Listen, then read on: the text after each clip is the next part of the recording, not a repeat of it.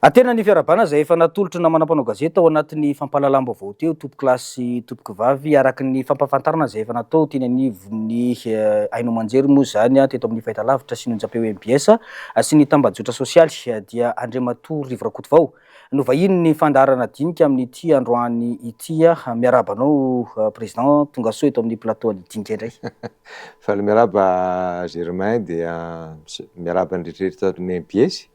Misaotra amin'ny fanasana fa elaela zay tsy tato. Dia mino fa mba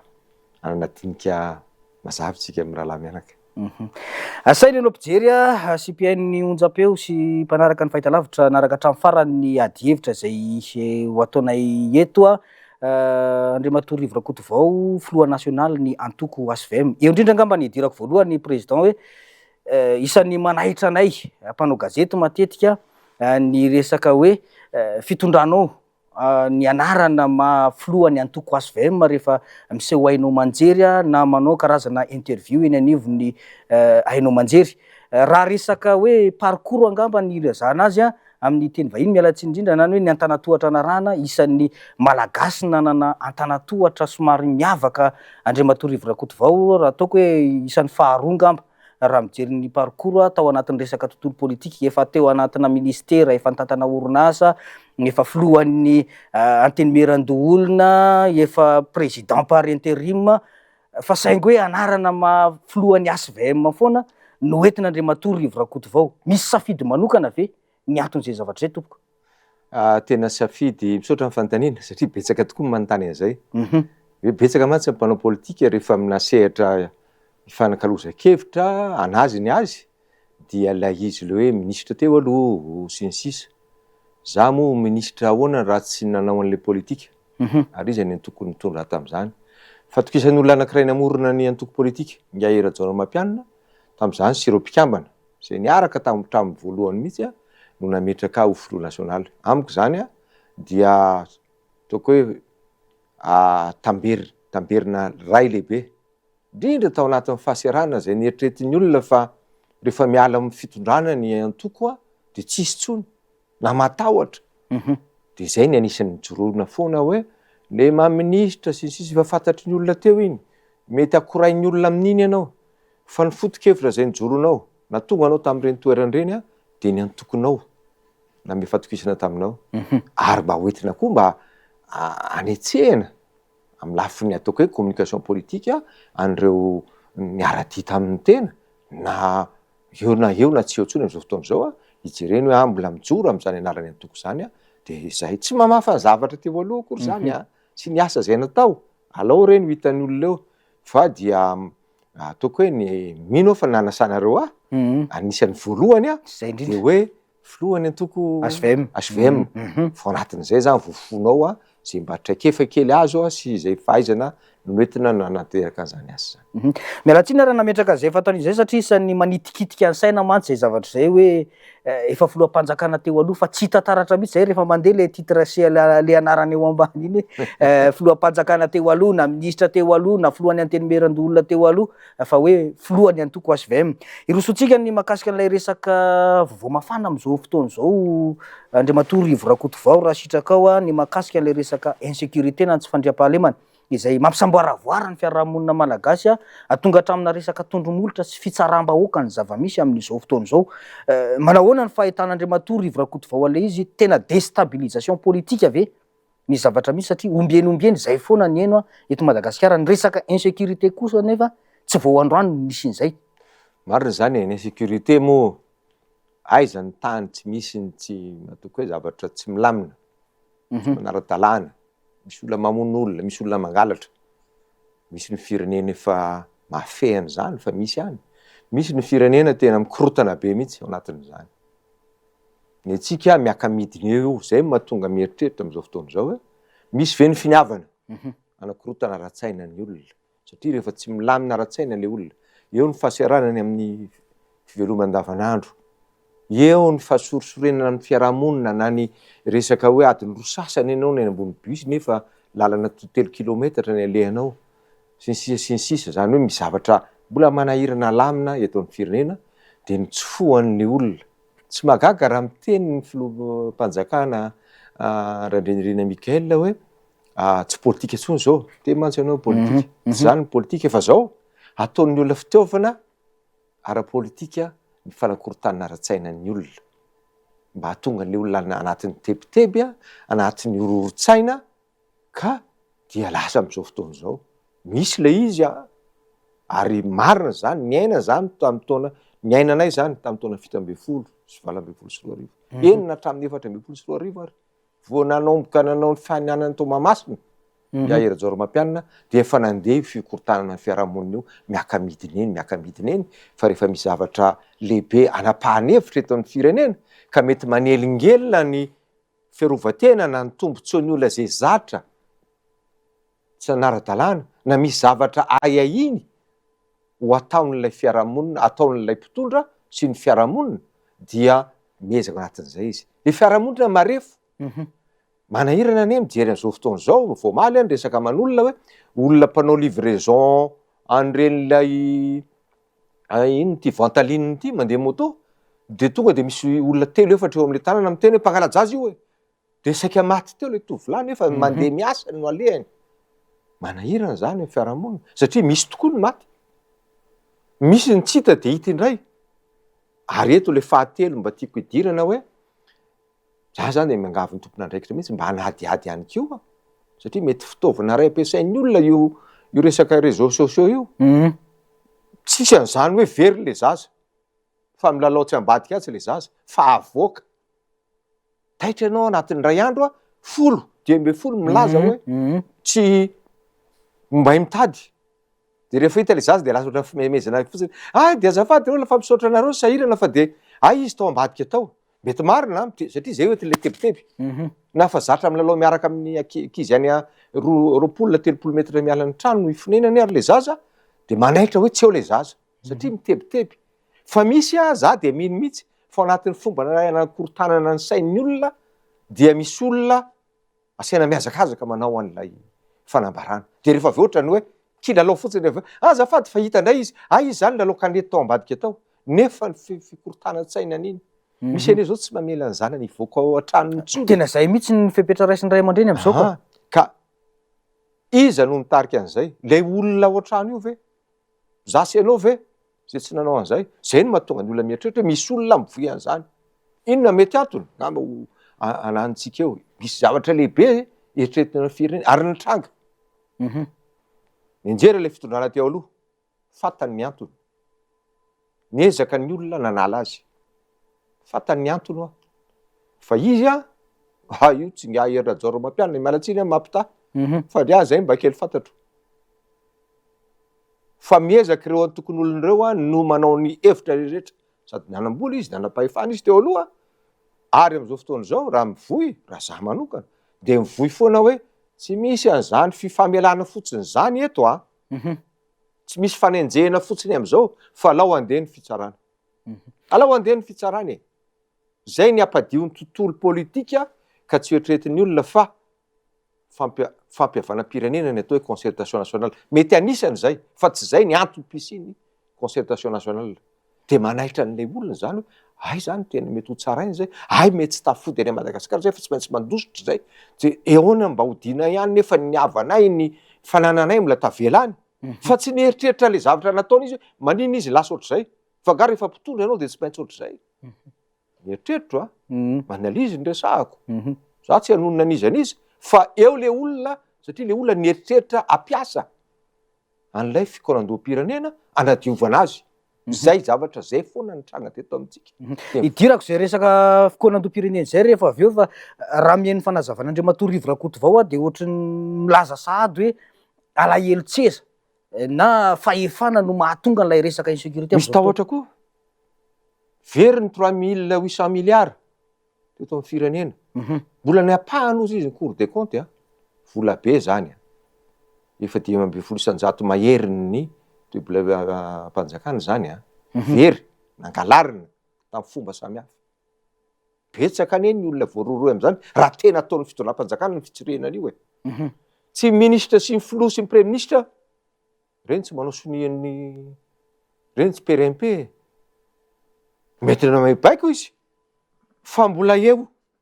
za moa tsy apasy le telo le firongo fa misy tezitra zao satria mahatsapa raha vao miteny anao de hoe zay hoe zany raha zay zalahy reto fa mety malaza an'le izy zay fa maro am'ireo olondrao ny mihodikody reto am'izao fotoana zao ka manana tombontsoa mihitsy a tsy ampandehanana an'io satria lazainy sasany am'izao fotoana zao ajanony any za fa manakorotana atsika tsika mila filaminana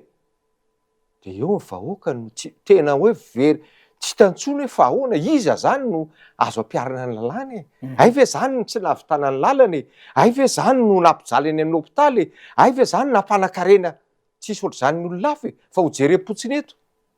de manakorotana an'le olona zay no lazaiko hoe misy tahotra ao ambadika ka mahatonga ny olona manao fitaovana ara-politika an'izay fampirorona ny olona zay am'izao fotoana zao zany no mahatonga an'le jerenao raha tena misy mivoentsika eto de eo amin'ny justice tsy miteny ministra fa ny rafitra ny resahako zay rafitra tena mifandraiky amin'iny ka andeha ho any am'izany fanadihadiana zany ary ny fanjakana mahafanjakana azy de manana tombontsoa ambony arovana de ny tombontsoam-pirenena rehefa zay no mibaiko ny fitonam-panjakana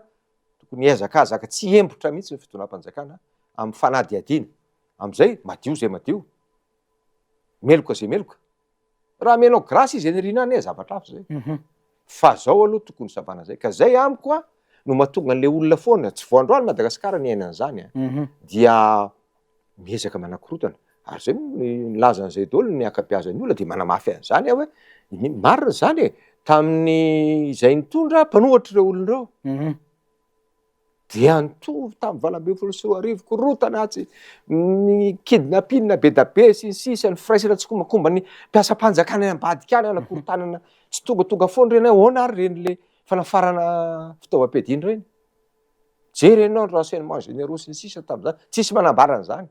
fa olona any ambadika no miteny an'izany de hitanao fa misy firaisana tsy kombakomba ao zay mila vavahany zany raha tsy zany tsy mipetraka tsara ny fototra ty firenena ka zay ny atahoran'ny olona be da be matahotra zay veriko ray mandeha tsy olona folo akory hoe ministra anankivalo de premier ministre de amin'ny président de PDG anankiray nafatafavoaka 3800 milliards teto misy olona be da be zany mbola eto reo olondrao fa raha mahatsikaritra kosa sahirana ny fitonam-panjakana tena izotra apasahina anao an'izany inona mety antony inona mety antony satria zay indrindra hoe ny cour des comptes zao namoaka niny tatitra iny efa be dehibe za de mampahery fitonam-panjakana satria anisa mampiroro-saina ny olona zany ary anisa mampifanana am'le saritaka am'izao fotoana zao maninona ny olona ny tsy mahatoky ary fa lasa mamono olona fitsaram-bahoaka maninona averiko ray mandeha mamono olona satria famonon'olona fanaovana fitsaram-bahoaka tsy mahazo mandatsakainy ianao na sanatiavina ary ny ao an-tranonao no zakan'le izy tratra fahafatesana faratrana faravana entana tsy avelany lalàna voararany lalàna zany tsy azo atao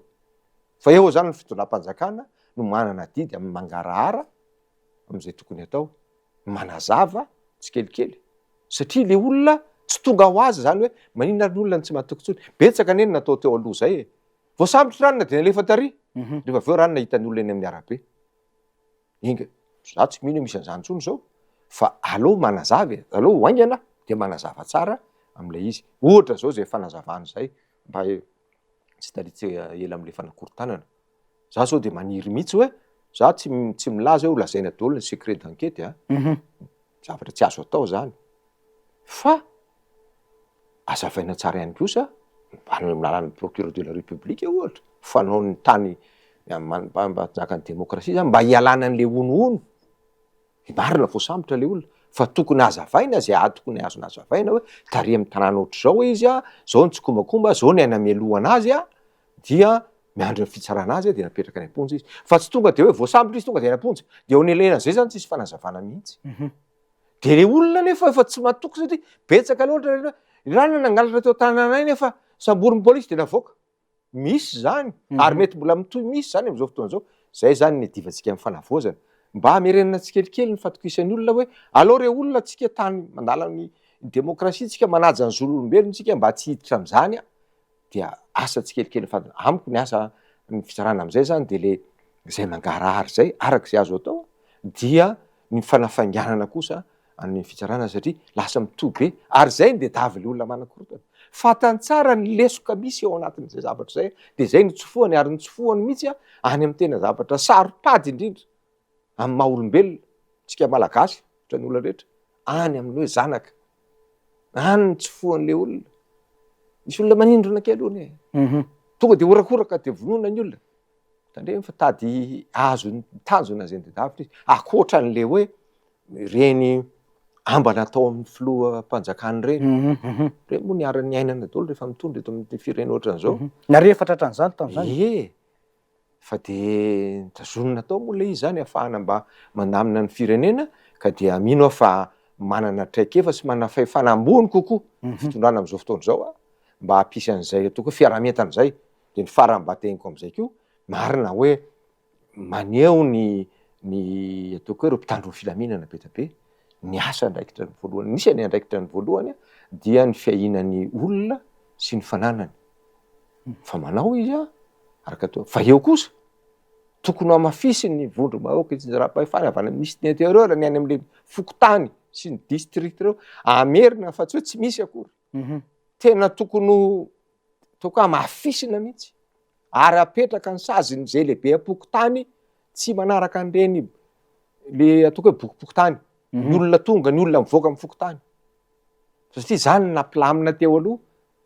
zay tamin'ny fotoan'andro any Mahajanga zay mipetraka miakatra Antananarivo zay ambony sarika eo ny havanay ny dadatoanay ipetrahanay fa raha vao tonga eo zay de mbo déclaration amin'ny fokotany milaza hoe misy vahiny ato aminay mipetraka zao daholo le olona ao zao samy mandeha samy mandeha fotsiny de rehefa aveo le olona olona ao amin'ny fokotany eo de mamaly fotsiny président fokotany tsy olona ato aminay reto fanao inona ianao zany zay mampieritreritra an'le olona am'le fokotany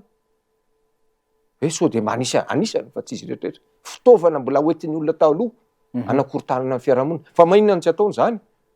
nefa ainy napiditra olona tao tamin'ny andro ny fifidianana manameloka an'ilay resaka fitsaram-bahoaka Andriamatoa Rivo Rakotovao fa tantara tsy azoko sena nandritra ny fotoam-pitondranareo ny raharaha tsakabary nisy ny fepetrany ray sy ny fanjakana ve tamin'ireny fotoana ireny mitovy ihany satria mbola lavitrezaka be ny fampitokisany lasa mifanalavitra be zany lay fomba fitantanana sy ny zavatra iainan'ny vahoaka andavanandro aiza moa ny olona nitodika rehefa ohatra misy zavatra mitranga amin'ny fiarahamonina any amin'ny fanjakana izy no mitaraina mitady ny marina sy ny intsiny ary ny zavatra minara-dalàna asan'ny fanjakana zany de mila mahay mamaly an'izany ny fitondram-panjakana fa tsy miaro tena akory tsy mitovy zany ne pas se justifier à chaque fois fa manazava mety zany no lesiko tamin'ny anay tsisy miala am'izany eto fa ezaka lehibe anavaotsika tsy milaza hoe tamin'ny anay koa zay mitondra de tena raha miteny eto de hoe nareo ka zany tonga lafatra fa zany ny takin'ny fanavoazana amiko satria anisan'ny singa ray lehibe hoe maninona ny olona misy mitifitr'olona sanatriavo dimapolo any amin'ny tany firenena hafa tsy vonon'ny mpitandro ny filaminana fa samborina lalàna amin'ny marina de eo zany samy mitandrina marina hoe sahirana mpitandro ny filaminana misambotra andreo satria manana basiko reo manana légitime défense izy fa tokony exception zay fa tsy tokony horere amin'ny fanjakana hoe hitanay de tonga de fampitifitra zay de maty mila fanazavany zany satria heverin'ny olona mety ararotin'ny olona fa zay zany fitsarana eto amintsika tsy mandalo fitsarana fa tonga de zay hitaka nanao ny ratsy mamaky trano andeha amon'olona de tonga fitondram-panjakana satria mitondra basy izy de vonoina izy mitrango zany tery andona mandriseza aiza zao ny zavatra tamin'ireny efa be da be ny resabe to anatin'ireny ka eo no fangaro le izy tsy andraisiny tsy ho raisiny olana ireny zao fotoana zao hoe ngary reny eny jola reny tifirin'ny polisy reny tsy mahazo mandatsakainy tsika na iza manana droit anohy ihany fanadiadinany reny ve zany fitondram-panjakana am'izao fotoana zany ny atao hoe fanjakana zany ny atao hoe fanjakana zany tsy kelikely mitambatra dia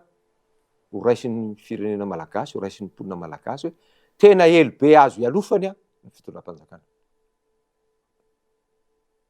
fa raha mandeha za de tsy mety afaka ao an-tsaiko mihitsy le teo andona mandriseza le nitifirina 5 sa 4 amy rahalahy andro atoandro be de natsipy to anaty tomobile zara raha ny ny takokenatena tanany sisa no entina de eritreto hoe sary mivoaka reny zany ve ny atao hoe fitondram-panjakana mety misy oa azo mety misy mitranga hoe tifitra an'le gendarme sy polisy fe tsy ho tofirin'ny gendarme sy polisy kosa aloha le olona fa misy fantatry ny avany fa tsy nana ohatran'izany tamin'ny andro ny kidnapping tamin'izay nitondra ary nampiteny an'lehibe an'ny polisy sy ny gendarme misy tamin'izany hoe maninona ny tifirinareo le olona tratra de tsy fantatra ho izy ny naniraka azy mampieritreritra zany fa maninona tratra teo biritrika teo le olona tratra nanangatanana fa nitifirina fa maninona de lasa feno herisetra le firenena de nisy fanadiadiana ve nefa nataonareo fitondram-panjakana tamin'izany de lasa moa 2019 de nitoy teny maty zay maty ka eo no mila mitandrina foana tsika ary zay mahasarotra fitondram-panjakana ny olona misy atonga raha de ataovy ny fanaovana azy mialatsiny ny fitenenana enao fanjakana aiza nijoroanao nelenelan'izany ary le polisy miaro an'le olona anatin'lay cellule ary lasa de davin'olona vonoina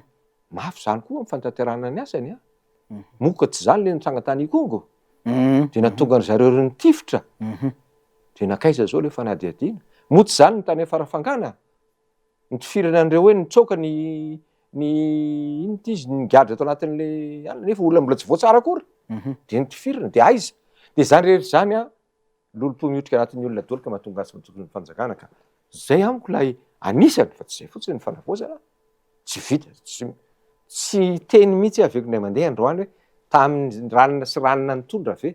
de tsy nisy an'izany misy foana satria lavitrezaka io fa tandremana io am'izao fotoana ohatr' zao satria ny olona rehefa amin'ny fotoana zao de mieritreritra fa malemy ny fanjakana malemy ny fahefam-panjakana samy manao zay tiana ataony ary mbola tazany kosa nefa ny fiarahamonina fa reo olona zay naprisika sy nanao an'izany tamin'ny fotoan'andro mbola mandehandeha ao anatin'ny fiarahamonina sasany ary lasa mbola mpitondra am'izao fotoana zao de mikorotana le izy ka anjarana fitondram-panjakana tsy mora ho avy amin'ny mandeha anjarany zany mandamina an'izany satria zay ny andraikitry ny fitondram-panjakana zay ny andraikitra ao ianao mpitondra ary tsy andraikitry ny filoha rehetra zany lazaiko tena hoe avy any filoha de miresaka lehibe fokotany fa ao anelanelazany ny commune ny région ny faritany moa an'io anelan'zany ny androm-panjakana ny député sy ny sisa any amin'ny fandaminana ny fiarahamonina fa tsy anakorotana ny fiarahamonina indray akory ny zavatra atao ny resaka Andriamatoa Rivarakoto vao teo hoe isan'ny ainanareo tamin'ny fitondranareo ny resaka fikasana ifofo aina filoham-pirenena zany hoe tsy vao androany zany la hitranga nisy matetika re eny anivon'ny fiarahamonina sy eny anivon'ny vahoaka malagasy de hoe misy firenena lehibe ambadika ny fikasana tahaka an'ireny tena zay tokoa ve ny zava-misy Andriamatoa Rivarakoto vao raha tamin'ny nenay aloha ny fahinona azy am'izay rafim-panjakana mitsirika an'izany de nitato anatiny any ze mety miresaka aminy any tsy miditra am'izay teo anatiny teo ihany satria ho avy ny fifidianana ho avy eny fifidianantsika io misy olona voasakana tsy latsaka tsony de manakorotana ny sainy zany Dahoary mahakasika an'ilay resaka insécurité ty ihany ny verenao kely fa mpifandraisiko kely am'ilay resaka tranga tamin'ny tolona zay tolom-bahoaka tamin'ny volana septambra teo Andriamatoa Rivarakoto vao isan'ny mbola andrasan'ny vahoaka malagasy maro ny toy n'ilay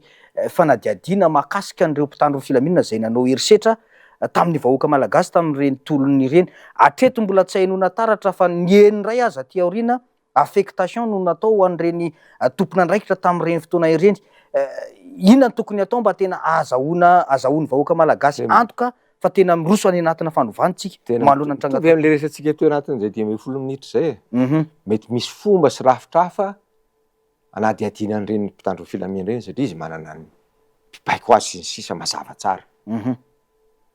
manana fampifehezana izy fa tsy tokony hijanona anatin'ny tsy manoto zany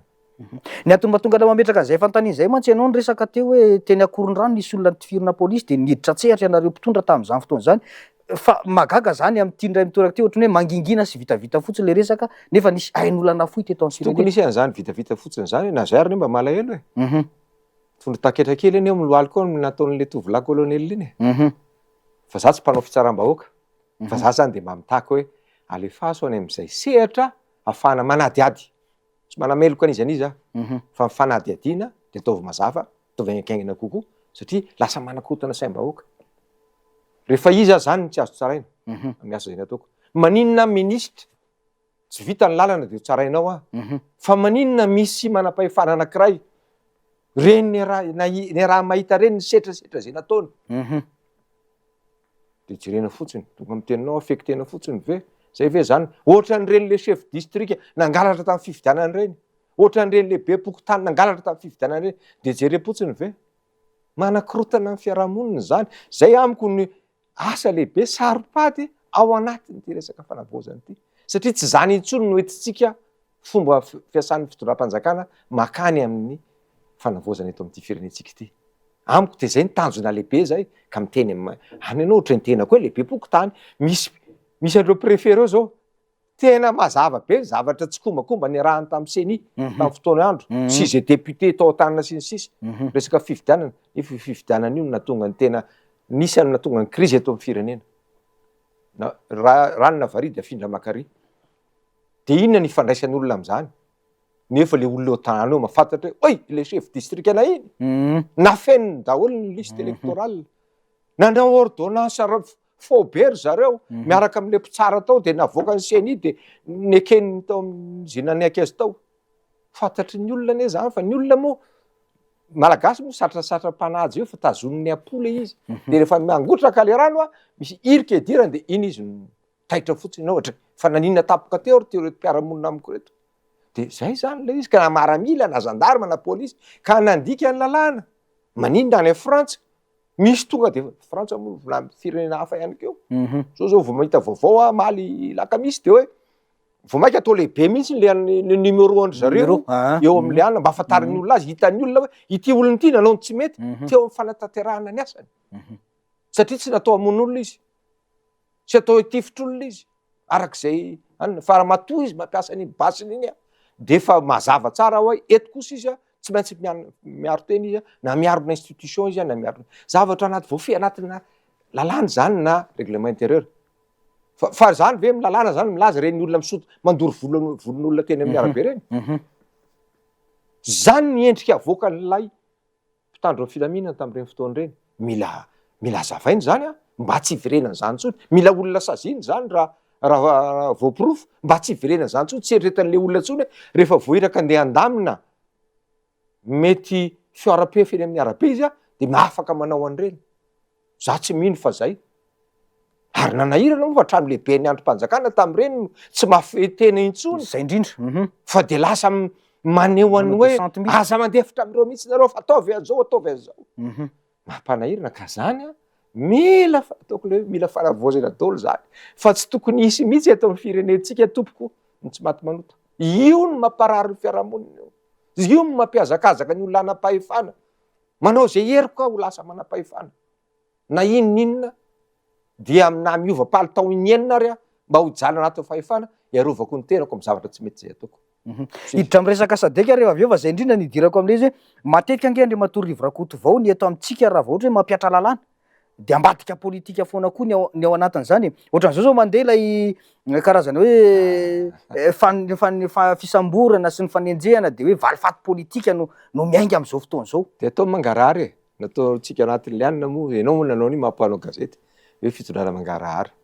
atao mangarahary aza samborina kosa izy raha hevitra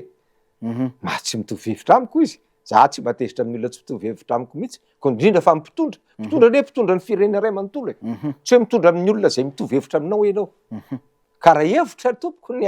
anehoany za zao mihaino an'le député ny fanoherana iny zay SV mamoreny taloha mila vony Philibert de ozy aho ko samborinao ve zany izy satria tsy makatoa an'izao fanavozana zao fa raha zavatra hafa ny ataony de na mpanohatra izy na mpanina izy mpanina de tokony hiarany lalàna zay lalàna misy fa tsy hoe misy olelaka am'izao fitondrana zao mialatsina fitenenana fa misy kalazan'olona eto de zay mba iarovany tenany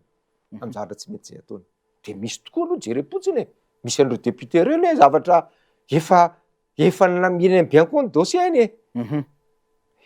reo izy reoko ahoana moa tsy ampiahy amin'ny fiarahamonina an'izany ka zay no lazaiko hoe mila ao anatin'ny fanarahan-dalàna anatin'ny fanarahan-dalàna ny constitution-tsika de milaza hoe malalaka ary arovana mihitsy zany fanehoan-kevitra sy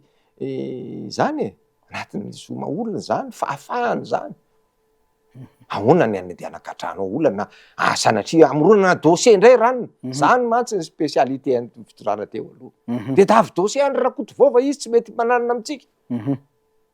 de tsy fantatra moa na tsy nahita izy sa izy ve moa atahotra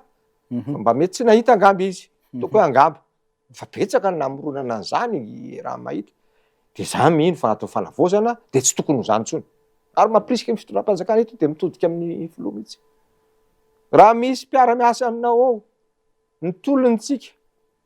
mba azahoana fahafahana sy fangarana aza misalasala mihitsy ianao manala sy manasazy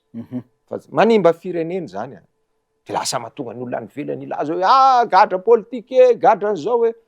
le olona ary fangaro tam'le 3 milliards 800 millions taoko de milaza fa gadra politika le olona ary nampirisika ny olona itifitra ny olona teny amin'ny arabeko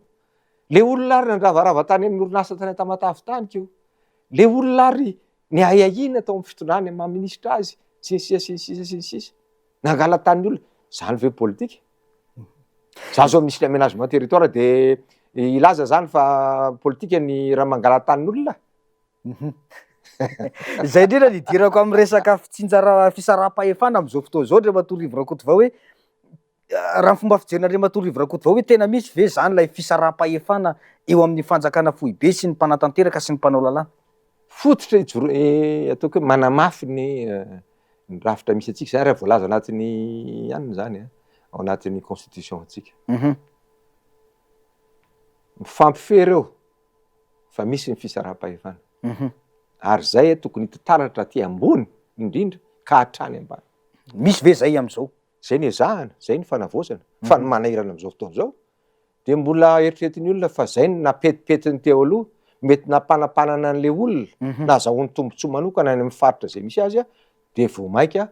lazainy olona hoe mbola loza mbola lombolombo izy Majunga zay lombolombony Sominda zany hoe zavatra efa nanahirana be mihitsy nataon'le teo aloha nakaleon'ny olona ka vao nisy ny rivotra nitsoka de lasy reny no averin'ny sasany indray eo amin'ny fanapara-pahefana afaka manome ohatra ve Andriamatoa Rakoto Vao misy ny député de am'izao fotoana zao de miezaka ohatr'izany lasa izy ny lehibe ny faritra komandy lehibe ny faritra mikomandy ny mpiasa-panjakana rehetra ao na tribunal na gendarme na polisy na mpampianatra na dokotera na idirany daholo ty rehetra ty ary ny tena mahagaga hoe maninona moa le olona manaiky an'izany efa olona voatendry ao anatin'ny conseil des ministres mahafantatra zany fisaraha-pahefana zany fa raha fa kely mba reo olony reny mba manaja fa mba mijoro am'izany hoe mba tsy zany kosa le fanavozana ary zany filoham-pirenena de miteny moa izy de sasany maneso rehefa miteny izy hoe ahoana le raha-pitsarana zao de mamaly fotsiny izy zany raha raha-pitsarana tompoko de tsy andraikitra zay no izy ny fanajana ny raha-pitsarana io tompoko ny amaforona ny fiarahamonitsika sy ny fitondram-panjakana satria io ny elobe ialokalofana zay mahatonga an'le mozana be mba tsy tsindriny io fa raha manana fahefana le olona ka anindry an'io de raha vao miaina amin'ny fahefana de mitongilana indray le izy de izy indray nitratra ao ambany ao azonao angamba le sarisary tika to de aloha zay alamina satria zany mbola mahindrany zao ary mahatonga ny olona milaza hoe raha vao rangano ny rafitra anisany inona moa natonga ny olona nikiky amiko tamin'ny 25 septembre ary ny talohan'izany hoe mila rafitra mila avozina satria maninona no tsy manaraka ny constitution na ny filoham-pirenena na ny député na ny sénateur na ninona maninona ny tsy manaraka an'io maninona ny ao amin'ny tribunal misy président tribunal mba sendra manao interview de anontaniny olona de milaza hoe atao ahoana moa fa zay mena ambany mena tsy mitenin'ny procureur zay manana ny fa tsy haina zava-betsaka eo fantatry ny mpailalany zany amin'ny rafitra zay misy fa mpitsara tompoko de mitsara araky ny fahaizany sy ny feo ny fieritreretany ary mamoaka didim-pitsarana amin'ny anaran'ny vahoaka malagasy ka maninona no mahasamy teny masom-bahoaka vita Antananarivo izy tsy miteny fa rehefa any province izy ino moa ataonay zay mena ambany mena zao ozy izy ny vice président ny assemblée nationale zao ozy izy ny ministre zao vice président l'Assemblée nationale. Na ministra na tsy haiko zay anina eo na préfet na ninona. Fa maninona natao an'izany firenentsika e? Iza zany niaro an'ity? Ohatr'izany ihany koa seny. Karakory ma ty? Io baiko laolo maventy ao io. De atoana zany tsika ty. Any ozy aho hoe tandremana ary arovana mihitsy. Ary tokony tsy anana hantra mihitsy na iza. Fameno io. Mianana ndraiky io za mba fa président ny Sénat, za tsy président ny Assemblée nationale. Ndray aloha anao alaim-panahy ihany ianao am'izay traikefa zay nanananao, am'izay zavatra fantatrao, fa mandalo amin'ilay fifampifehezana ianao. Manosika zay miantso ny ministra. Orra ministra, tiany mba jereo kely any fa misy olona mitaraina ty amin'ny Sénat.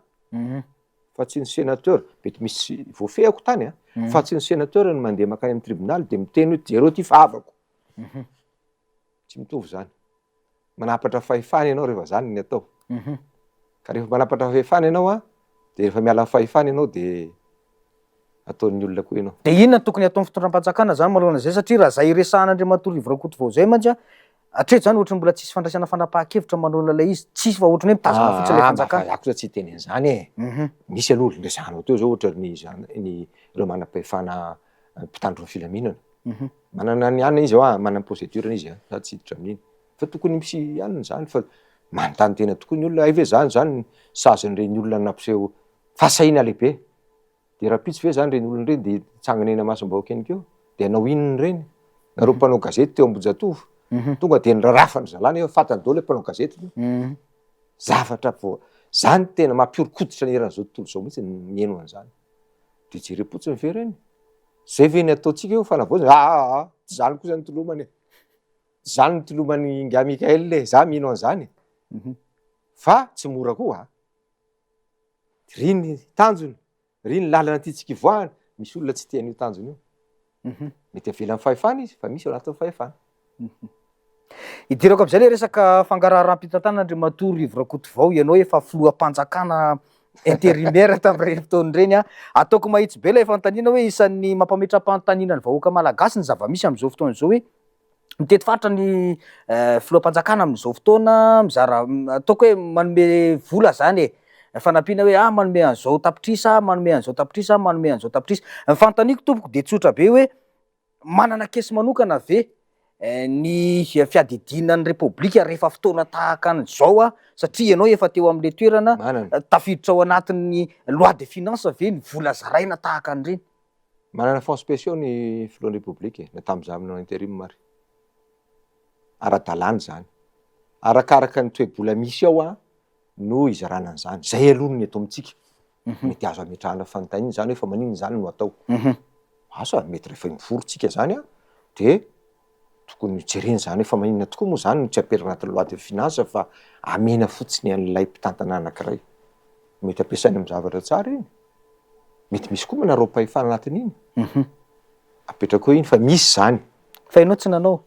Ianao tsy nanarao-pahefana tamin'izay? De ao ny mpitsara azy. Za moa efa bolana ny tao. Septambra ny miditra efa manomboka lany izy am'izany. Fa reny zany ny an'ny fitondram-panjakana hoe ny président d'institution de manana an'izay. Président d'institution izy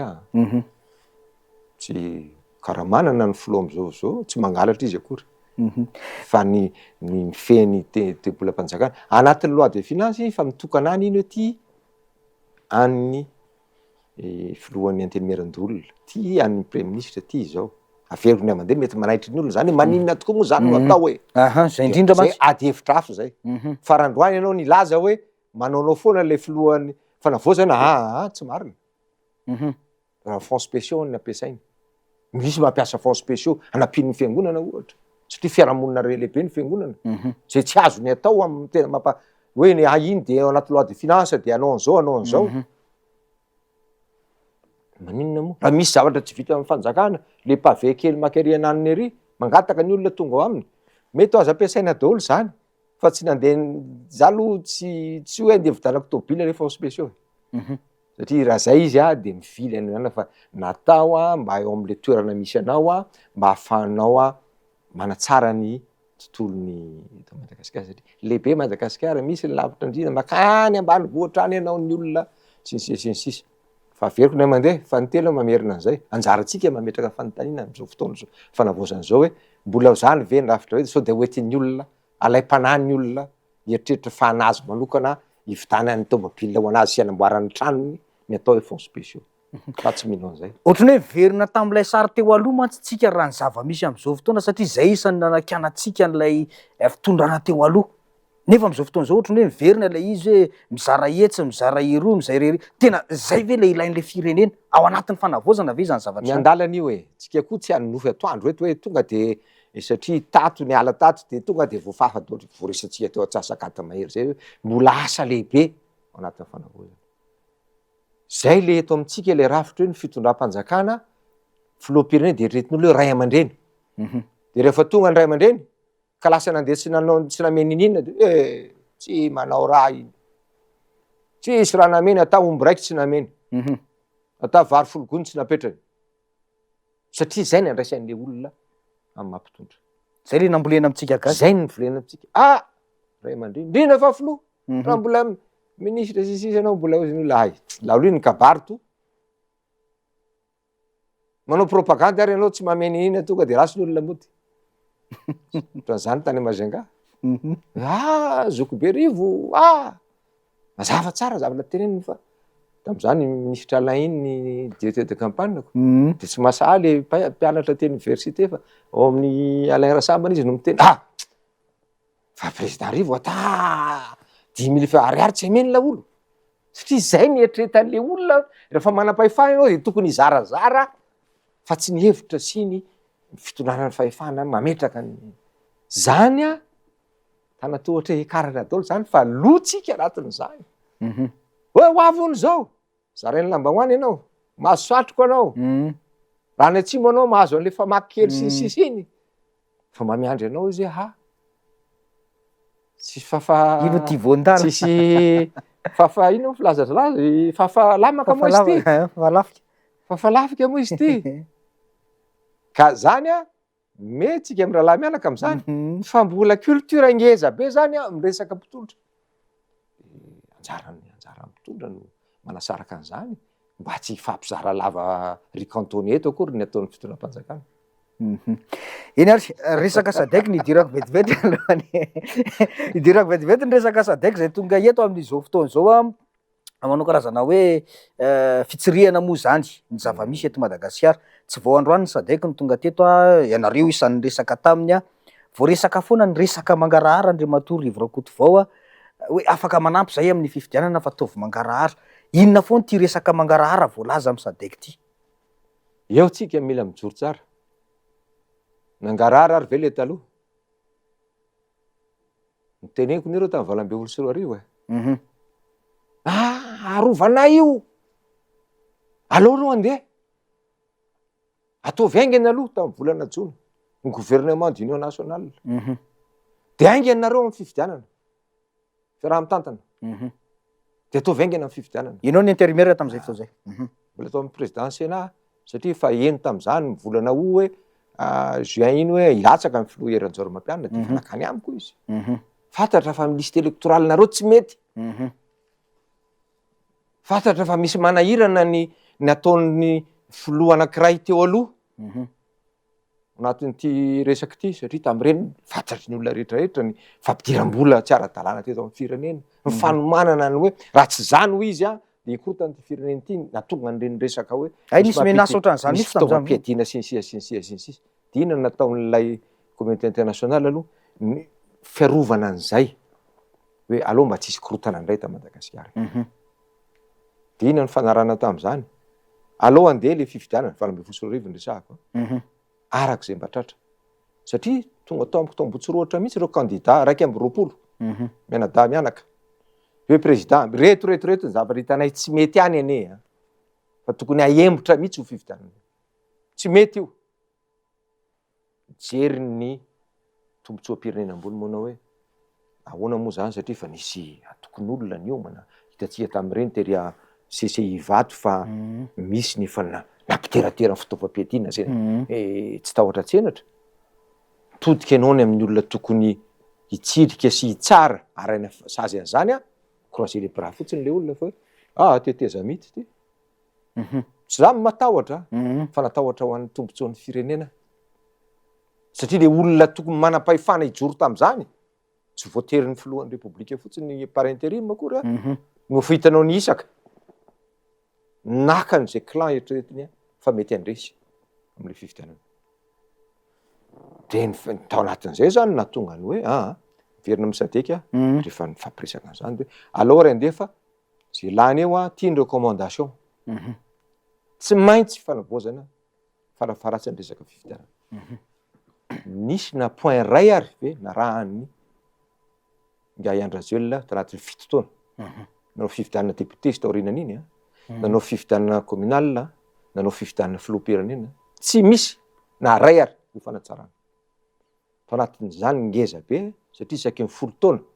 tamin'ny 2022 zany satria 2012 le liste électorale iny de manao refonte totale inona ny refonte nataon'le CENI nefa nanana 5 taona izy anaovana azy 2019 fa 2022 7 taona 9 taona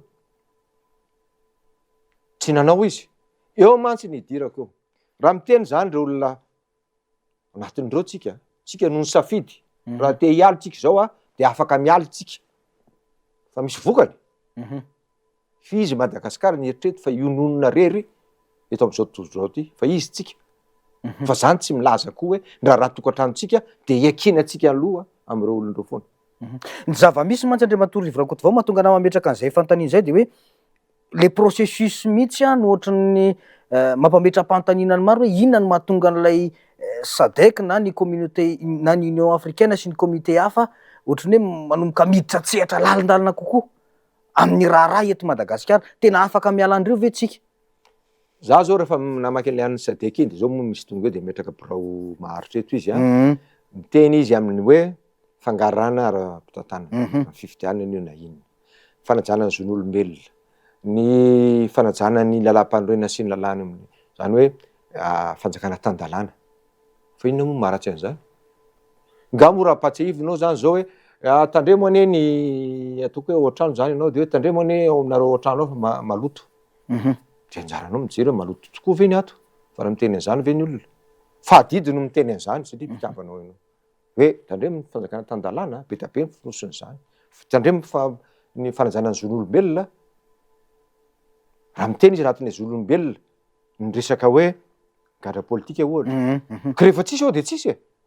zay ny lazaiko atao aingana le izy atao aingana ny fitsaran'le izy fa lasa miahiany olona satria mety misy tatitra any aminy ko hoe ty olona ty samborina satria tsy mitovy hevitra am'izao fotoanany zao de anjaratsika satria adidiny zany tsy afaka mihaino feon-dakiloha tokana izy tsy izy raha vao zay lasa tonga de mitongilana izy zany nanahirana teo aloha tonga izy misy olona anona de mitongilana eo am'le fitondram-panjakana fotsiny izy hoe ataovy an'izao ataovy an'izao ataovy an'izao fa tsy mijery hoe inona moa le etaetan'ny vahoaka ary etaetan'ny vahoaka ve nilaza hoe andao miara mitondra any ny zavatra niova amin'ny fitantanana am'izao fotoana zao satria oentin'le rivotra fiovana eran'izao tontolo zao tsy azo atao an'izany tsony zany navoan'ny politika frantsay tany Afrika mbola nieritreritra foana fa le fanao mahazatra de tezitry ny olona de am'izao fotoana zao fa matsapy reo olonao ary intelo metaona zay izy de namerina an'izay foana teto amintsika hoe ataovy ny anareo de ho arahanay ho ampianay nareo afaka mitenitsika hoa hoe misaotra tompoko fa zay hiala fa aloha ny anay fa rehefa tsy mbola niteny an'izay tsika dia adidiny manara-maso an'izay fifanekenana ataotsika inona moa ny fanekenana ataotsika nameny tolo zotra tany aminy filoham-panjakana hoe zao ny programme nasanay sy ny sisa indrindra resaka fifidiana politika indresahana de amin'ny taona 7 farany taona manao fifidianana zay ny tena zavatra lehibe anavao ny resaka momba ny fifidianana io zay anajany atao tantandalana zay inona moa ny olana am'izany ao anatin'ny fanatanterahana de miandry izy de mijery izy raha mahita izy zany singa anankiray hoe ohatrany maninona ary no misy fisalasalana maninona misy an'izao de miteny izy tsy tokony nasahirana atsika zany fa ny tena raharaha masy de zao le teneniko teo lasitsika asa miverina manomboka 2002 fotsiny ana tamin'ny 91 na 16 membre Union africaine tsika zao ary ny fandaminana ny firenenareo rehefa aveo misy fifidianana nataony terena vaimanta fotsiny de lany zay lany nanaraka an'le zavatra ve ary izy zavatra mifanekena ohatrany tenako tamin'ny gay Andra Rajoelina teo tsisy nataony de zany ve nilazana hoe le communauté no ratsy fa tsisy manontany tena fa maninona moa lay olona nahazo fahefana no tsy nanatanteraka an'ireo fanavozana tokony natao anatsarana ny fiarahamonina ara-politika ara-ekonomika ara-sosialy teto amin'ny firenena fa maninona fa de ohatrany hoe ohatrany zazakely notantanana ianao hoe za tsy nanao an'io fa ry zareo retsy nefa anao manao sinifa raha zay izy alany eo a ireto kosa ny tokony hovanareo eto amin'ny firenena satria manimba ny firenena ary zany mahatonga ny krizy miverimberina satria lany le olona de manao herisetra eo le olona mahazoazo aina kely mitsangana zay mamasa mitsangana mifanoherana de midaraboka ho azy le fitondrana de tsy zara raha misy inty izy famindram-pahefana ara-demokratika tamin'ny 2018 reny mba nisy tamin'ny 2019 satria nalamina zay nalamina fa hatramin'izay de korotabelona foana tsika manakavy satria tsy mba mitana an'izay zavatra ataoko hoe ny fanekeny teo nivon'ny firenena malagasy voalohany aloha vaoaka malagasy sy reo mpiara-movina antoko amitsika za zany tsy momba an'le olona am'izao fotoana zao marina zany raha tokantranosika efa miteny amitsika ny olona hoe ataoviny ianareo inona ny vahaolana hoentinareo tsy nanasazy atsika zareo zay zavatra lehibe zay tamin'ny 2009 tsika tonga de zato mahery ny olona tsy mahazo metsiketsika tao Madagasikara eto tsisy an'izany zao de anjara atsika kosa no mitazona an'izay zay fomba anataterahantsika ny fanavozana eto amin'ny firenentsika anjara atsika zany mety misy nitanjona raha ihany misy moa le zaiko teo misotona akavia misotona akavany sasatra misotona miembotra fa i président Mikel zany izy no miaraka amin'ny fitondrana noho ny nametraka fanamby eto amin'ny firenena de anazy no mitarika ny olona zany ka zay olona eritreretina fa tsy amin'ny hevitra fa amina herisetra na fampiorona eto amin'ny firenena tsy anatanterahana zany anjara mandray andraikitra am'zany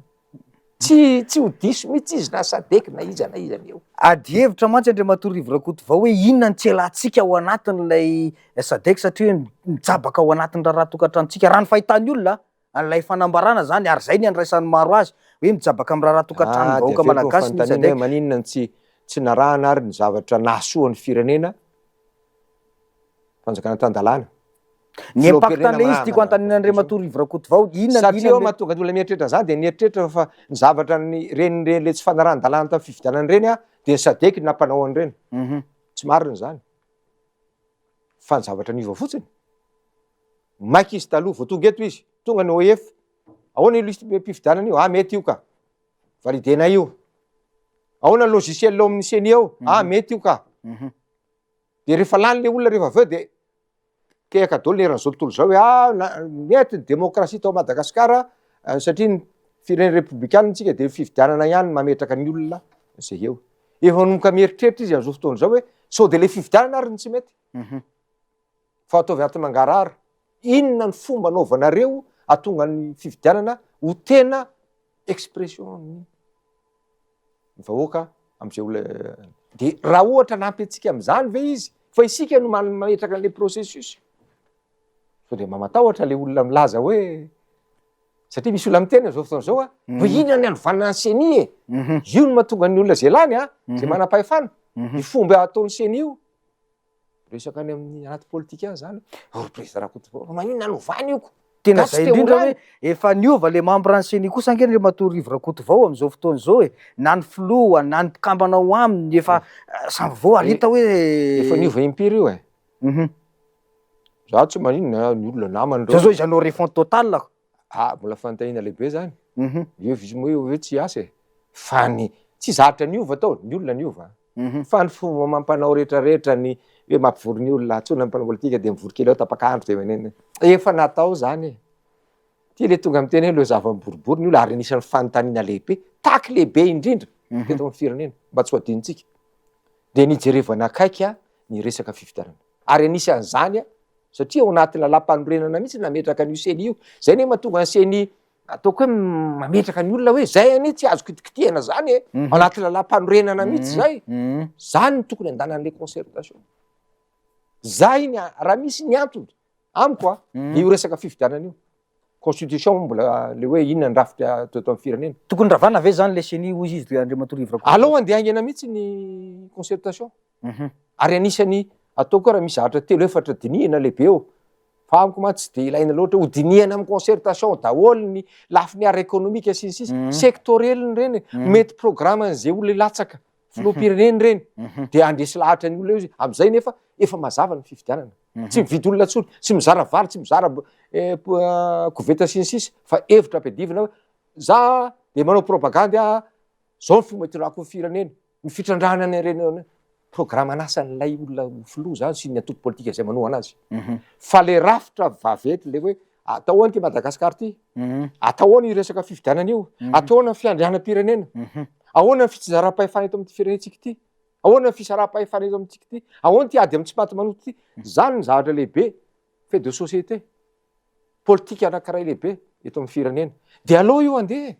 ka raha ohatra ao ny olona manamafy tsy maintsy le CENI ihany aloha ny tazontsika anatin'ny constitution vaovao io fa zao fanovana an'le izy. Zay ilantsika an'io, zay mampiahana hoe manana tombontsoa daholo ve na ny olona manana fahefana sasasany eto amin'ny firenena ampavita ara-potoana an'le concertation. Satria am'izany tokoa no tonga ny mety hoe aleo aloha mijalona zany ny rafitra zao. Satria zao le fitondram-panjakana tsy afaka manao an'le izy.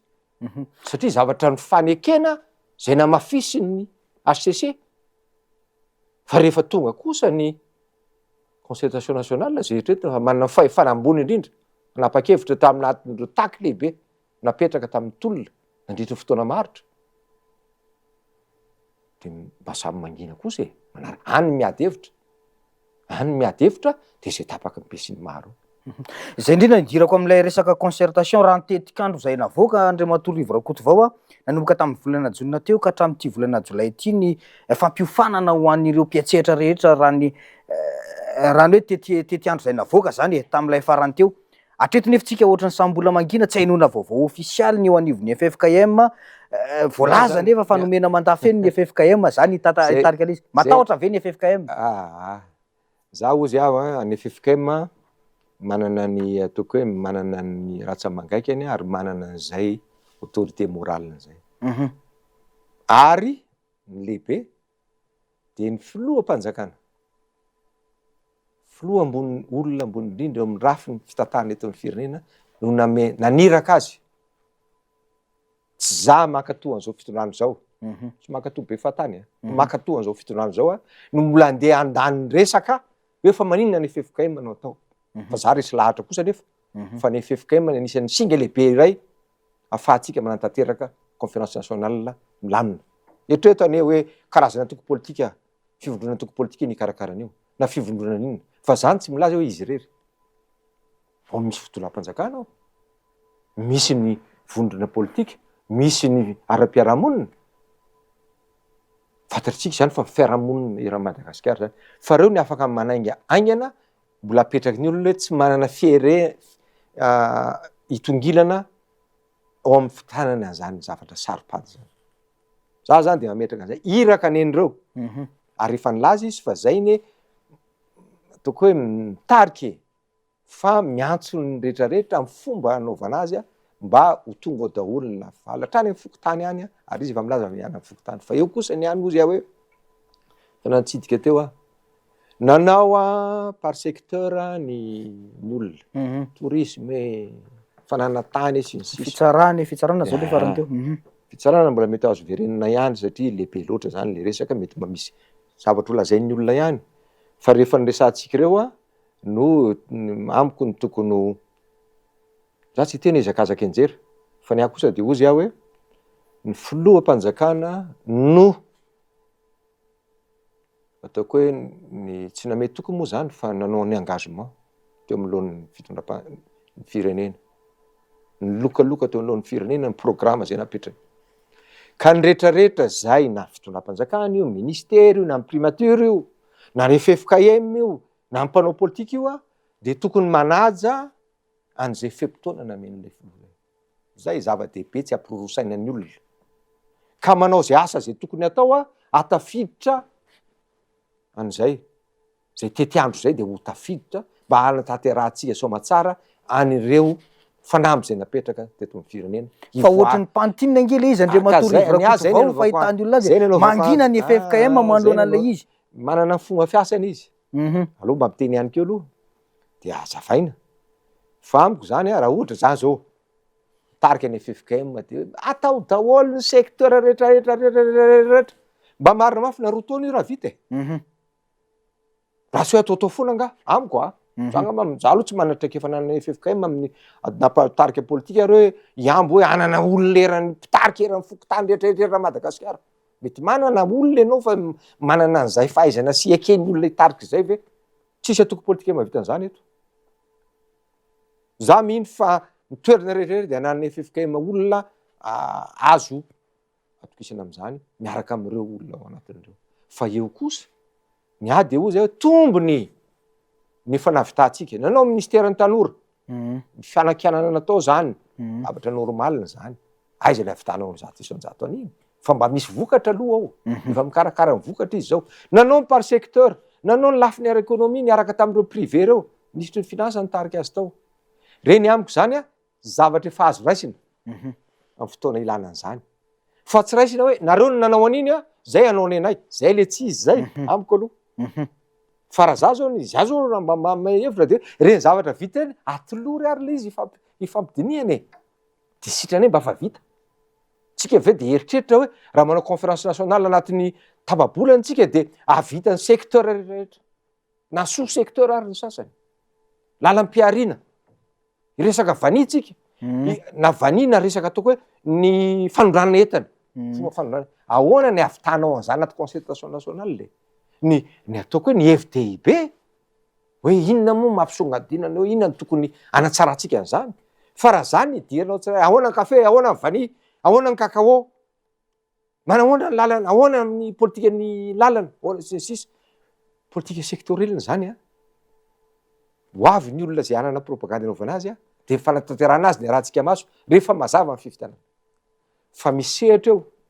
ndrafitra iainantsika. Satria zao ny olona miteny rafitra fédéral amizay zao mila dinihana zany de ny fomba natanterahana azy ilany be sy ny maro. Zao ny olona tsy mety hoe tsy mety ny référendum. Falao fifidianana mihitsy eo amin'ny constitution io. Io rafitra tantarana fifidianana zao ve zany nanao an'ilay izy? Mila fanontaniana lehibe zany. Fangaro eo zany la fifidianana. Ahoana ty souveraineté ty? Mety ihany mipetraka fanontaniana amizay hoe andao tsika rangahy hiala amin'ny SADC mihitsy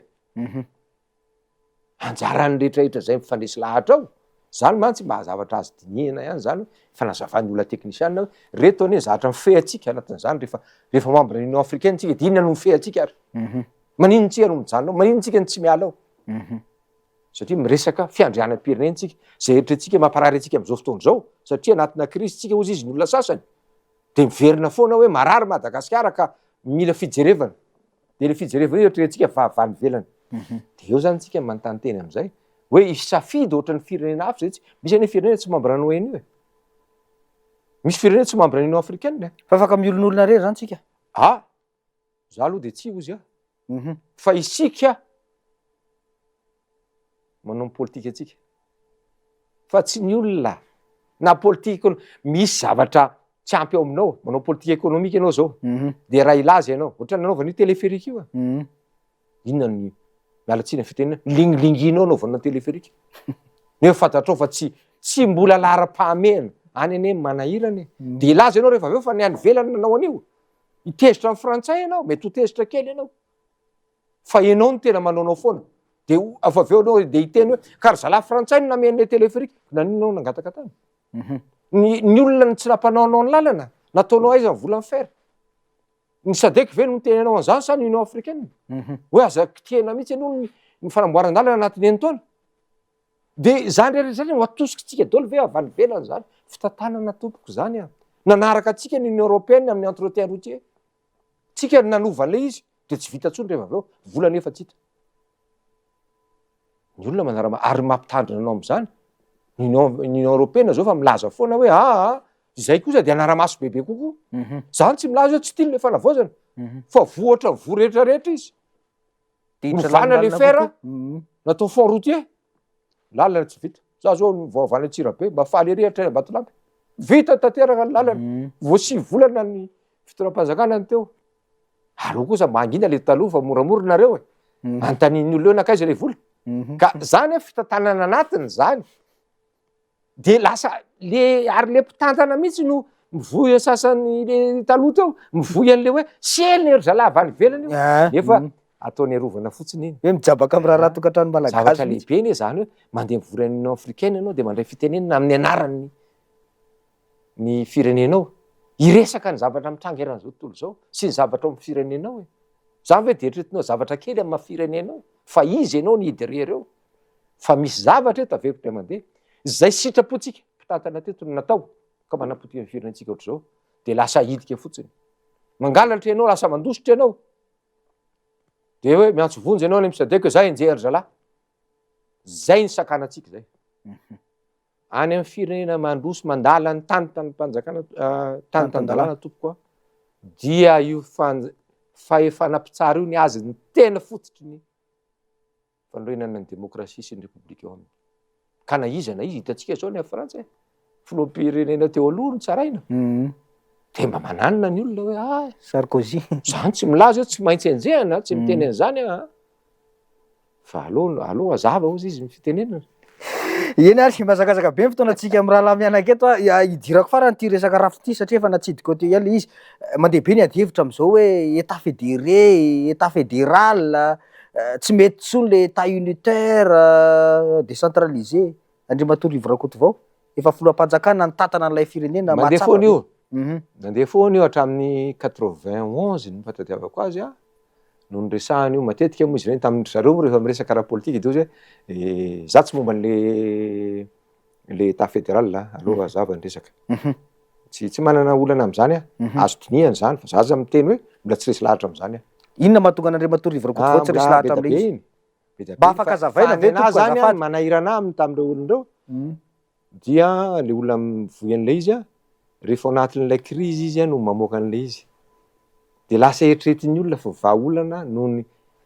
émotion fiatanam-po tezitra kosa aloha ny any amin'ny faritra fa natetezana kely anankiray mampijaly ny famoahana vokatra ary de miandry atao amin'ny finance atao Antananarivo zay moa filaza azy de tsy vita eo satria na le ristourna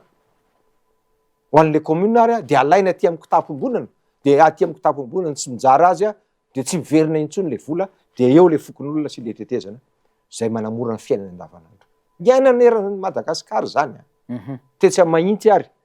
tam'izany ministre ny aménagement territoire no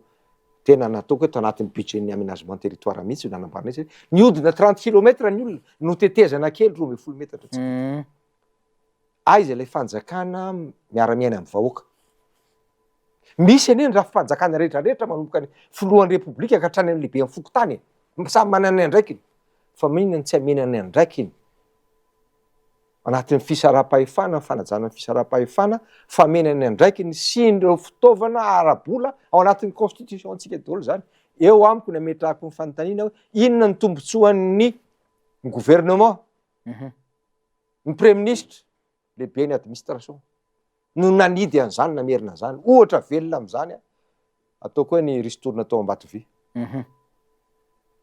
tamin'ny fotoan'andro ny edivana mihitsy lasa président Sénat soran'Andriamanitra fa tsy zarery vita mihitsy lay izy hoe natao ny fanamorana an'le vola miverina any amin'ny commune ka miprograma nasan'ny commune zay ny fanarahany fokon'olona tao de tanterahana amin'ny alalan'le ristourna manamorona ny pipeline hatrany Tamatavy inona natao tamin'ny 2019 naverina aty amin'ny kitapo-bolom-bonana aty le izy procédure ny trésorier général sy ny sisa tsy le procédure ny alaminy fa de tazoniny aty fotsiny le izy de miandry ministre miandry an'izao de le mera rotahan'ny olona aiza ihany tranga tao ambobary aiza ihany le izy de tiasitry ny olona de alora raha samy mianana ny azy aloha samy mitantana ny azy maninona ny ristourna vanianay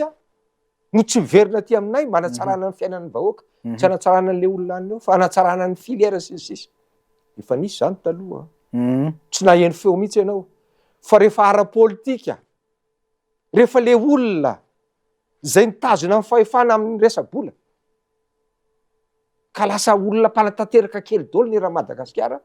no rehefa miala eo fitondrana no tena mivoy hoe alora nga ita fédéral am'izay le izy tsy miteny rehetrarehetra za je comprends izy fa za je peux le comprendre fa za de milaza tsy mitovy hetra am'izay satria manto betsaka ny ara teknika am'izany fa za mba afaka manome ohatra ray ve ndre Matory Rakoto vao ahoana za aloha raha ny atao koa ny anina fotsiny ny état fédéré ny maromaro ny natambatra ny atsika ray hosarahana filozofia ny fa amin'ny antony ara-pitantanana de je azoko fahorin'le olona ka zany tsy maintsy ho débat eo amin'ny anina naninona ary ny tena manahirana fona ampiaina atsika amin'ny rahalahy mianaka misy olona mivoy an'io a de ny toha-kevitra zay hoetiny a de toha-kevitra fampiadiana ara-poko ohatra fampiadiana ara-poko allo mba hazava allo hoe ny vahoaka malagasy miteny ny olona lany ao Antananarivo ny vola tazoniny ao Antananarivo ny vola de sanatriny zany raisin'ny olona na ezahan'le olona mandresy lahatra hoe laniny merina ao Antananarivo ny vola fa tsisy mipody aminay aty Mahazatany tena marina ve zany samy miakatra eto Antananarivo daholo tsika mety misy arena be eto daholo manangana trano be na olona Van de Gaulle na Tamatave na izy manangana trano be Antananarivo satria mivory eto daholo ny fahefana rehetrarehetra de manantona ny olona sao de any ary ny olana atsangana ny trano be ny vany atsanganao eto Antananarivo fa maninona misy vany anankiray maniringa eo Antananarivo azonao amiko zany iten'ny olona de ozy mba miaro tena kosa amin'io satria premier ministre tsika fito taona teo ngamo malagasy fa avaiza izy de za zany tsy mba asoroko zay teniko zay hoe avaiza zay fa malagasy afa tsy le anankiray vazaha président ka amiko a reny zany zavatra saropady ary mpanao politika de mahay milalao an'io fa misy kosa reto vondron'olona mandala ny resaka fédéralisme te manazava aran-drafitra mihitsy izy fa misy ny olona satria zay ny mora raisy ny olona kokoa miainana zany za lehibe tany Ambazatany tany Diego tamin'ny 1 nandeha nirotaka tam'izany fédéraliste sy any filaza azy de mikabary le solo tena mpanjakana volatsika lanyreo Antananarivo ao amy radio party io tosy Andriamanitra tena marina ve ny lazain'ity olona ity efa lasa nefa izy mitatana an'le faritany président faritany tamin'izy mahafantatra tsara ny firafetan'ny fanjakana am'izany ny fanaovan'ny fanjakana fohy be ampimama ny vola zay tokony fampizarana ampandrosoana ny faritra tsy miresaka an'izany izy satria miaro amin'ny fitonam-panjakana izy fa tonga izy de miresaka hoe laniny zalahy jalytsika Diego vola jiaby lanyreo Antananarivo marina ve zany lany eto Antananarivo satria eto ny finansa fa jerevo ny fahantrana eo Tanosibe jerevo ny loto eto Antananarivo miandro ny fitonam-panjakana reny jerevo koa ny loto era Madagasikara jerevo ny tsena jerevo mendrika an'izany ary zany anatin'ny constitution atsika fa ahoana ny anerentsika an'izay olona mitantana anerena ary anasazina an'izany mihitsy rehefa tsy manantanteraka zavatra anatin'ny constitution any ady hevitra lehibe tokony ho resana zany zay zavatra raha zay no hoe efa zakatsika androany rapitso 2027 ninaovana an'izany état fédéral araka techniquement de miady hevitra de hitatsika eo zay ady hevitra fa ny manahirana reo olona zay mifehany nahazo tombotsoa manokana amehezana ny io tabolam-panjakana io teo Antananarivo satria eto ny fohy be no mampiady n'izao fotoana zao mandrisika be an'io tsy izy rehetra hoa misy olona tena resy lahatra ary mahay manazava mihitsy atoko politika olona efa nitatana eto amin'ny firenena hoe fotoana koa zao raha nga andao metraka état fédéral azo ifampidiniana zany tsisy olana zany raha za manokana tsy olo zareo am'zany de miady hevitra fa eto zao de miteny an'izay hoe raha za manana hevitra hafa fa tsy mitovy hevitra am'zany zany hoe André Matory Rakoto vao ve zany manohana lay état unitaire décentralisé mety ho zay nena fotsiny mety ho zay sa izay rehefa mamaky ny zany ndray amin'iny manaja ny rafitra zay misy anatin'ny antoko politika mbola tsy tena tonga hatramin'ny farany fampidinianay a de ny hevitro fotsiny aloha lazaiko tsotsotra eto fa za de anaraka zay hevitry satria zay de anisan'ny zavatra idinianay satria reo ny atosikay hoe mba ho dinihana any amin'ny consultation nationale anana solotena any ny HVM de any zay no aleo aloha zay mifanesy lahatra ato anatiny satria misy ny olonay tovy am'ireo olo jiaby reo mipetraka mainty rano any reo mipetraka Besalampy any reo any zay mahatsapa mihitsy hoe tena lavitra indriny tsika ty anjakan'ny olo tokana fotsiny ny any zay le miverina am'le teo a le fisarapahefa dia mangetetan'izany hoe aleo mihitsy ranga satria misoratra anaty constitution tsika ane tokony misy conseil régionaux conseil présidentiel andinika ny lafiny ara-économie social de ahazo an'ireo avy aty amin'ny fanjakana fohy be ahazo an'izay zavatra sahaza sy voasoratra anatin'ny lalam-panorenana ary avoaka anatin'ny lalàna ny fitantanam-bola soratra ao zany tompoko rehefa miresaka amitsika te fisinjaranam-pahefana tena izy de manontany tena hoe ina moa zany le tena izy tsy tena izy eny ary tapitra ny fotoanantsika rehefa to Rivirakoto vao mankasitraka anao a mitondra an'izay hevitra avy aminao sy avy amin'ny antoko SVM zay a zay foana moa zany ny antsonanao hoe filoha nasionaly ny antoko SVM mino aho fa misy afatra fohy sy teny fohy ho an'ny vahoaka malagasy indrindra fa ao anatin'izao fanomanantsika ny concertation nationale zao petsaka nefa voalazantsika efa ny mamery teny kely fotsiny am'le hoe mila fitonitsaina sy fanaisana ndraikitra tsika arakarak'izay sehatra misy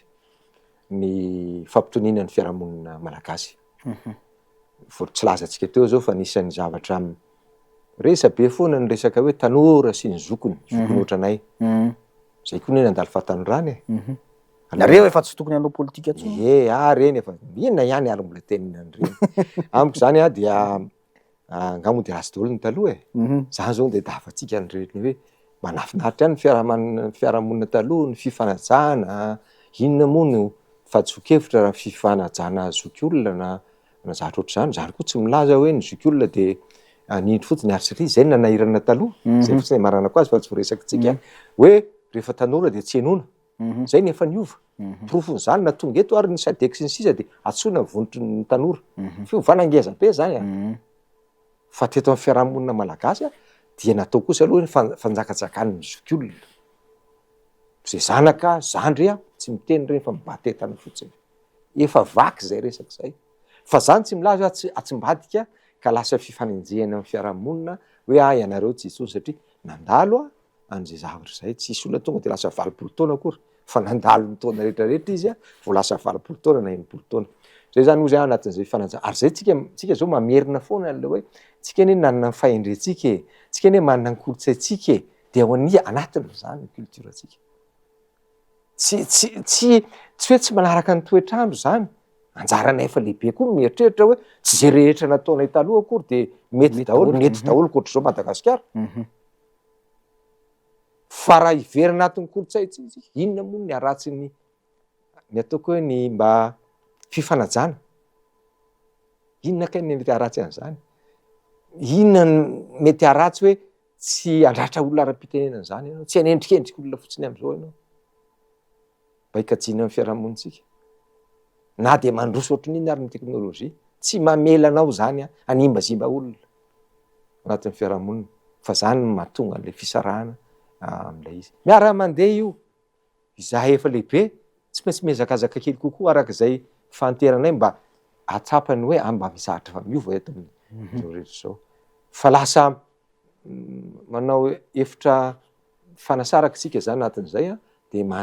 manaelany zay fanavozana zay tiatsika atao zay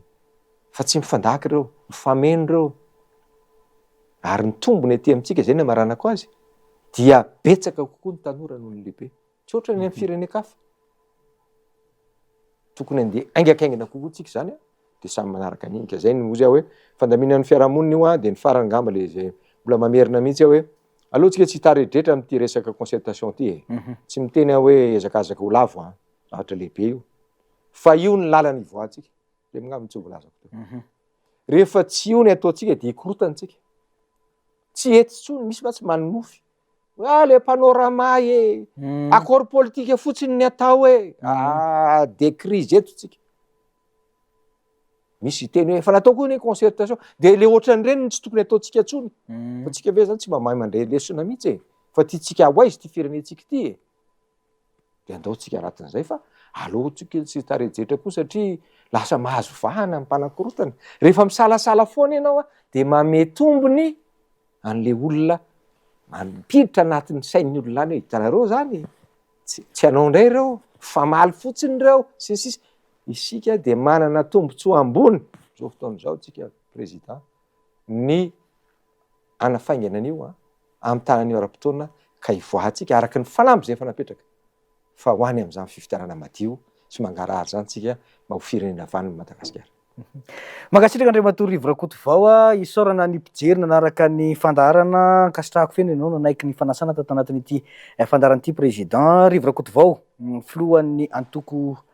filoha nasionaly ny antoko HVM no vahiny fandaharantsika tamin'ity androany ity azadiny fa misy hatrany ny famerenana ny fandaharana isaky ny alahady sy amin'ny onjam-peo ihany koa moa izany a famerenana ny fandaharantsika izany de mametraka ny soavatsara mandrapitafa tompoko lasy tompoko vavy.